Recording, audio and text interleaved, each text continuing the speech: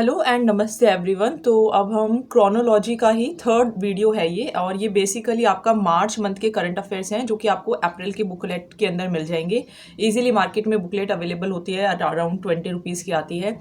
सबसे खास बात ये है कि इसके अंदर इंटरनेशनल, नेशनल और राजस्थान तीनों ही करंट अफेयर्स मिल जाते हैं। तो आपको अलग अलग करने की ज़रूरत नहीं है, आप एक ही जो बुक है उससे कर सकते हो। जिनको पहले से पता है उनको तो पता है ही, जो नए हैं उनको मैंने बता दिया है। तो आइए पहले कुछ इंटरनेशनल करंट अफेयर्स मैंने आपको करा दिए हैं। चैनल पर 2 वीडियोज़ हैं, वो आप देख सकते हैं। जब सारी वीडियोज़ हो जाएंगी तो एक मर्ज भी कर दी जाएगी, वो भी आप देख सकते हैं। तो चलिए, इंटरनेशनल के बाद अब हम नेशनल से स्टार्ट करेंगे। थोड़ा सा एक सेकेंड, हाँ जी। तो देखिए, नेशनल के अंदर आज हम क्या क्या पढ़ने वाले हैं। एक तो जो सांसद हैं, मीन जो पार्लियामेंट के अंदर जो एमपीज़ होते हैं या जो पूर्व सांसद हैं, जो एक्स एमपीज़ हैं, उनके जो वेतन है या जो उनसे उनकी जो पेंशन है उसके अंदर 24% इंक्रीमेंट हो गया है, 24% बढ़ोतरी हो गई है। दूसरी हम न्यूज़ देखें तो ये है कि यूनेस्को की जो विश्व धरोहर स्थली है उसके अंदर 6 भारतीय स्थल शामिल किए गए हैं। फिर नेक्स्ट देखेंगे तो रक्षा अधिग्रहण परिषद ने 54,000 करोड़ के पूंजी अधिग्रहण प्रस्तावों को स्वीकृति दे दी है, मंजूरी दे दी गई है। फिर संसद भाषणी शुरू करने पर समझौता जो है उसका ज्ञापन हो गया है। तो ये हम अभी देखेंगे पूरा, जो न्यूज़ है वो सब देखेंगे। 2-2 पेजेस करके करेंगे, अराउंड 50 पेजेस होते हैं। तो एक दिन में अगर हम 2 पेजेस भी करेंगे तो इजीली आपको 25 डेज में कवर हो जाएगा। सो डोंट वरी, टेंशन लेके नहीं करना है, करंट अफेयर्स आराम से करना है। देश का पहला PPP green waste processing plant कहाँ बना है? इंदौर में बना है। अप्रवास और विदेशियों से संबंधित जो विधेयक है वो कहाँ पारित किया गया है? लोकसभा में पारित हो गया है। केंद्र सरकार ने दी गोविंद घाट से हेमकुंड साहिब तक की रोपवे परियोजना को मंजूरी। तो ये काफ़ी सारे हैं, आज हम जो पढ़ेंगे वो मैं आपको एज इट इज़ याद कराने की कोशिश करूंगी। जम्मू कश्मीर ने के 2 संगठनों पर UAPA के तहत प्रतिबंध लग चुका है। तो चलिए, आज की जो न्यूज़ हैं या आज के जो करंट अफेयर्स हैं पहले हम वो देखेंगे। तो देखो, जो हमारे सांसद हैं या जो पूर्व सांसद हैं उनकी वेतन के अंदर 24% इंक्रीमेंट हो गया है। 21 मार्च 2025 से ये हुआ है, और ये वृद्धि 1 अप्रैल 2023 से प्रभावी होगी। यानी कि 1 अप्रैल 2023 से जो अरियर होगा वो उनको इकट्ठा होकर मिलेगा।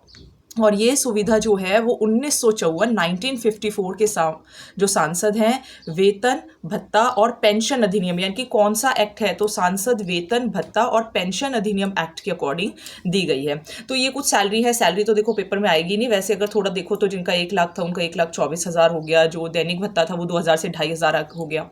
ये नहीं आएगा, है ना, ये मुझे नहीं लगता कि आएगा। वर्ष 2018 में जो ये कानून था इसमें संशोधन किया गया था। फिर अप्रैल 2018 में पहली बार मुद्रास्फीति के अनुरूप, यानी कि इन्फ्लेशन के अकॉर्डिंग इनकी जो सैलरी थी वो इंक्रीज हुई थी। फिर 2018 के बाद हर 5 वर्ष पे समीक्षा होती है, यानी कि देखते हैं कि सही चल रहा है या नहीं चल रहा है, और इसी बेसिस पे डिसाइड हुआ है। ठीक है, तो ये आपका हो गया है पहला करंट अफेयर। चलिए, अब मैं आपको कराती हूँ दूसरा करंट अफेयर। पहले एक सेकेंड बस।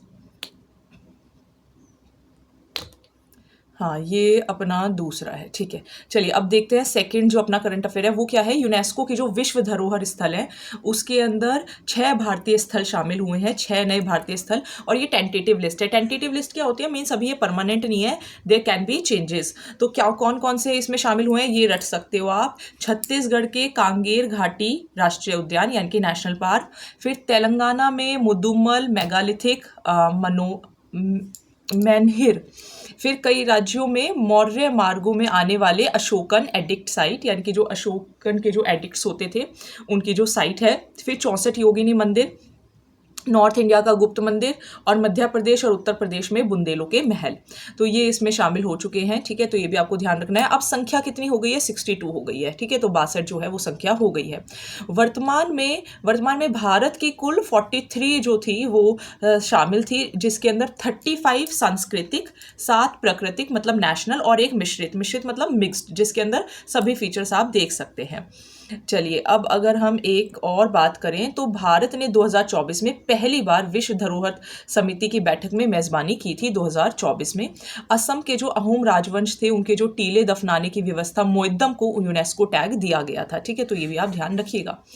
अब हम आ जाते हैं, रक्षा अधिग्रहण परिषद ने दी 54,000 करोड़ के पूंजी अधिग्रहण प्रस्तावों को स्वीकृति, यानी कि जो एक्सेप्टेंस दी गई है किस चीज़ के लिए, नेसेसिटी AONS के लिए। ठीक है, तो ये भी आप ध्यान रखिएगा, काफ़ी छोटा सा न्यूज़ है लेकिन इंपॉर्टेंट है।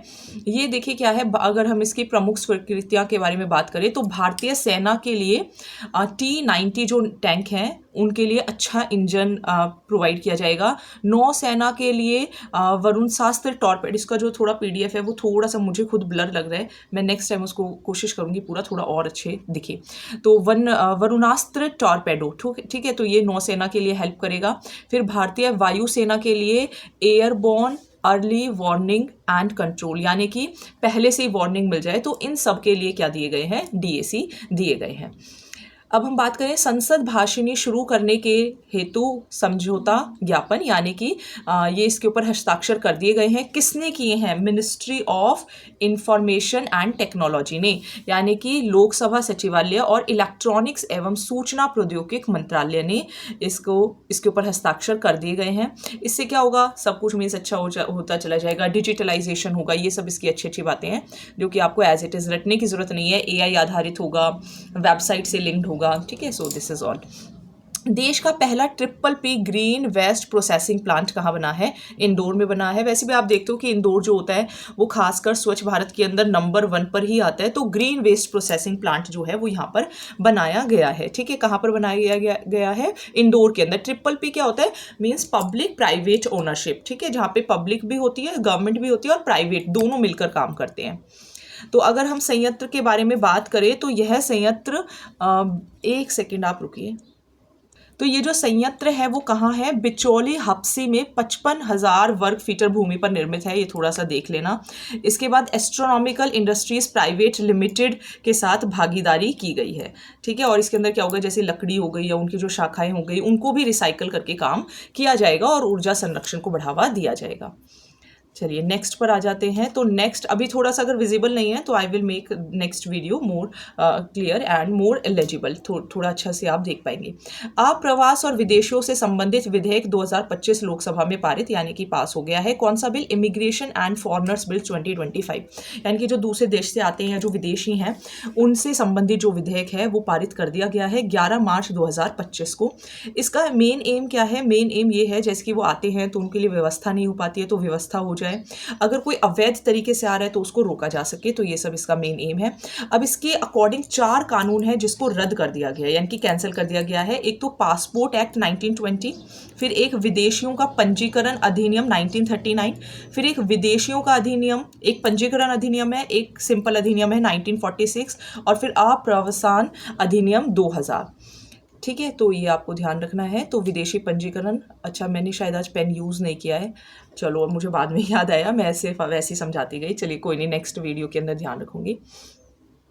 अच्छा, एक इसका आधार कौन सा बनाया गया है, आधार बनाया गया है IVFRT, यानी कि अप्रवास वीज़ा एंड विदेशी पंजीकरण तथा ट्रैकिंग। इसके बेसिस पे 700 से अधिक जिलों के अंदर डिस्ट्रिक्ट पुलिस मॉड्यूल भी शुरू किया गया है, जो कि फॉरेन आइडेंटिफिकेशन पोर्टल के अकॉर्डिंग देखेंगे कि कौन लोग ऐसे हैं जो कि अवैध तरीके से मतलब आए हैं, और जो अवैध तरीके से आए हैं उनको 5 साल तक की जेल और 5 लाख रुपए का जुर्माना भी हो सकता है। ओके, सो ये मैंने आज आपको कराए। पहला डॉल्फिन अनुमान रिपोर्ट, तो ये अभी आधा ही हो पाएगा, तो ये मैं आपको कल कराती हूँ। ठीक है, कि जो नई डॉल्फिन है वो रिपोर्ट जो है वो कहाँ जारी की गई है। तो इसके बाद मैं आपको ये और बता दूँ कि हमारे चैनल पे RPSC फर्स्ट ग्रेड कॉमर्स से रिलेटेड, बेसिकली कॉमर्स से रिलेटेड इंग्लिश मीडियम में, कॉमर्स सिर्फ इंग्लिश मीडियम में अवेलेबल है। वो अगर कोई इंटरेस्टेड है तो उसको आप अपने फ्रेंड्स को या जो भी एस्पिरेंट्स हैं उनको सजेस्ट कर सकते हैं। राजस्थान की GK आप चैनल की प्लेलिस्ट में देख सकते हैं, हिंदी में भी इंग्लिश में भी। Thank you.